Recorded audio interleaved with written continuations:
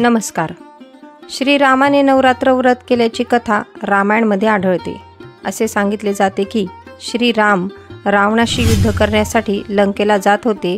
त्यावेळी त्यांना महाशक्तीचा आशीर्वाद आणि विजय प्राप्त व्हावा म्हणून त्यांनी देवी दुर्गेची उपासना करण्याचा निर्णय घेतला. त्यांनी 9 दिवसांचे नवरात्र व्रत केले, ज्यामध्ये त्यांनी देवीची पूजा आणि उपासना केली. श्रीरामाने नवरात्र व्रत केल्याची कथा रामायणाशी संबंधित आहे आणि तिचे तपशील काही पुराणातही आढळतात. विशेषतः श्रीरामाने रावणाचा पराभव करण्यापूर्वी देवी दुर्गेची उपासना केल्याची कथा प्रसिद्ध आहे. या कथेनुसार श्रीराम देवीची आराधना करून नवरात्र व्रत केले होते, ज्यामुळे त्यांना विजय मिळाला. ही कथा विशेषतः कृत्तिवास नारायण किंवा कालिका पुराण यातून येते. श्रीराम आणि नवरात्र व्रताची कथा. रावणाच्या वनाशी झालेल्या अंतिम युद्धापूर्वी श्रीराम लंकेत पोहोचले होते, परंतु त्यांना हे जाणवत होते की रावण अत्यंत शक्तिशाली आहे आणि त्याच्या पराभवासाठी त्यांना देवी दुर्गेची उपासना आवश्यक आहे. यावेळी श्रीरामाने नवरात्र व्रत करून देवीची आराधना करण्याचा निर्णय घेतला. श्रीराम आपल्या वानरसेनेसमवेत नवरात्र व्रत करण्यासाठी समुद्रकिनारी बसले. त्यांनी देवी दुर्गेची आराधना करण्यासाठी 9 दिवसांचे व्रत धरले. हे व्रत शारदीय नवरात्रात केले गेले होते, जे सामान्यतः अश्विन महिन्यात साजरे केले जाते. श्रीरामाने कठोर उपवास केला आणि देवी दुर्गेच्या 9 रूपांची उपासना केली. श्रीरामाने देवीची उपासना करण्यासाठी सर्व धार्मिक विधी केले. त्यांनी 9 कुमारी कन्येचे पूजन केले आणि त्यांना भोजन दिले. देवी दुर्गेच्या 9 रूपांना प्रसन्न करण्यासाठी त्यांनी मंत्रोच्चार, यज्ञ आणि अन्य विधीही केलेत. 9व्या दिवशी म्हणजेच नवमीच्या दिवशी श्रीरामाने देवीला प्रसन्न करण्यासाठी विशेष पूजा केली.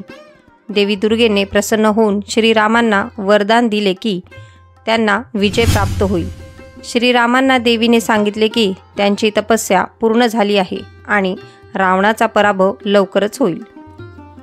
देवीची कृपा प्राप्त झाल्यानंतर श्रीराम आणि रावणामध्ये अंतिम युद्ध झाले. देवीच्या आशीर्वादामुळे आणि त्यांच्या धर्मपालनामुळे श्रीरामाने रावणाचा पराभव केला आणि विजय मिळविला. श्रीरामाने देवी दुर्गेच्या कृपेने आपले उद्दिष्ट पूर्ण केले आणि धर्माचा विजय झाला.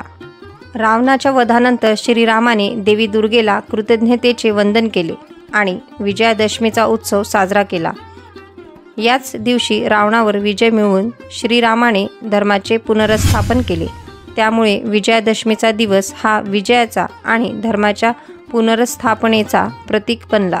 कालिका पुराणात देवी दुर्गेच्या महात्म्याचे वर्णन आले आहे, ज्यात श्रीरामाने देवीची उपासना करून रावणावर विजय मिळविल्याची कथा सांगितली आहे. कृत्तिवास रामायणातही नवरात्र व्रताचे महत्त्व सांगितले आहे आणि श्रीरामाने देवी दुर्गेची उपासना कशी केली याचे वर्णन दिलेले आहे.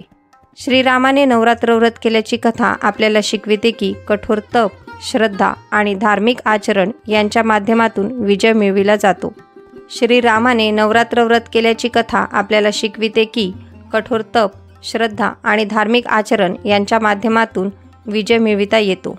देवी दुर्गेची आराधना आणि नवरात्र व्रत हे श्रीरामाच्या विजयामागील कारण होते, ज्यामुळे अधर्माचा नाश झाला.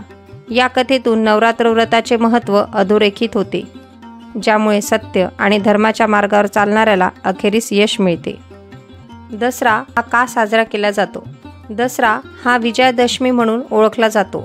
हा सण भारतात अत्यंत महत्त्वपूर्ण मानला जातो आणि त्यामागे धार्मिक, सांस्कृतिक, ऐतिहासिक असे महत्त्व आहे.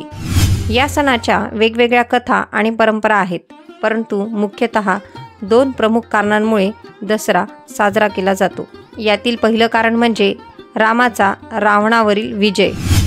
दसरा हा सण श्रीरामाने रावणाचा पराभव करून मिळविलेल्या विजयाच्या स्मरणार्थ साजरा केला जातो. रामायणाच्या कथेनुसार रावणाने सीतेचे अपहरण केले होते, ज्यामुळे श्रीराम आणि रावण यांच्यात युद्ध झाले. नवरात्राच्या 9 दिवसांच्या उपासनेनंतर श्रीरामाने दशमीच्या दिवशी म्हणजेच विजयादशमीला रावणाचा वध करून सीतेला परत मिळविले.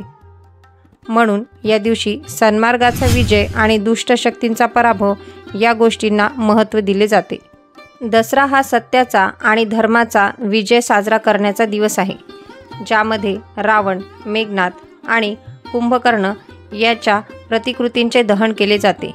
हे प्रतिकात्मक दहन वाईटांवर चांगल्याचा विजय दर्शवते. दुसरं कारण म्हणजे महिषासूर मर्दिनीच्या विजयाचा उत्सव. दुसरी कथा देवी दुर्गेशी संबंधित आहे. असे मानले जाते की नवरात्राच्या 9 दिवसांच्या संघर्षानंतर देवी दुर्गेने महिषासूर नावाच्या राक्षसाचा वध केला. महिषासूर हा अत्यंत बलवान असुर होता आणि त्याने देवता आणि मानवांवर मोठा उपद्रव केला होता. देवी दुर्गेने 9 दिवस आणि रात्री महिषासुराशी युद्ध करून त्याचा वध केला आणि 10व्या दिवशी विजय प्राप्त केला. म्हणूनच या विजयादशमीला देवीच्या शक्तीचा विजय साजरा केला जातो. दसरा साजरा करण्याच्या विविध पद्धती आहेत. या दिवशी भारतामध्ये विविध प्रांतानुसार विविध कार्यक्रम आयोजित केले जातात आणि त्या पद्धतीमध्ये दसरा साजरा केला जातो. अशाच काही पद्धती आहेत. त्यामध्ये रामलीला ही प्रमुख आहे. उत्तर भारतात दसऱ्याच्या दिवशी रामलीला खेळली जाते, ज्यामध्ये श्रीरामाच्या जीवनातील मुख्य प्रसंगांचे नाट्य रूपांतर सादर केले जाते. त्यानंतर रावण, कुंभकर्ण आणि मेघनाद यांच्या प्रतिकृतीचे दहन केले जाते. काही भागांमध्ये विशेषतः महाराष्ट्रात शस्त्रांची आणि साधनांची पूजा केली जाते. याचे उद्दिष्ट आहे की आपले साधने ही शक्तीचे प्रतीक आहे आणि त्यांचा योग्य उपयोग व्हावा.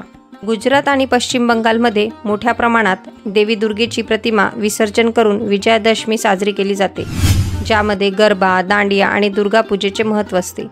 यामधून दसरा हा सण जीवनात सत्य, धर्म, शौर्य आणि न्याय यांचा विजय साजरा करण्यासाठी आणि आपल्या जीवनातील प्रत्येक संकटांवर विजय मिळविण्यासाठी एक प्रतीक म्हणून पाहिला जातो.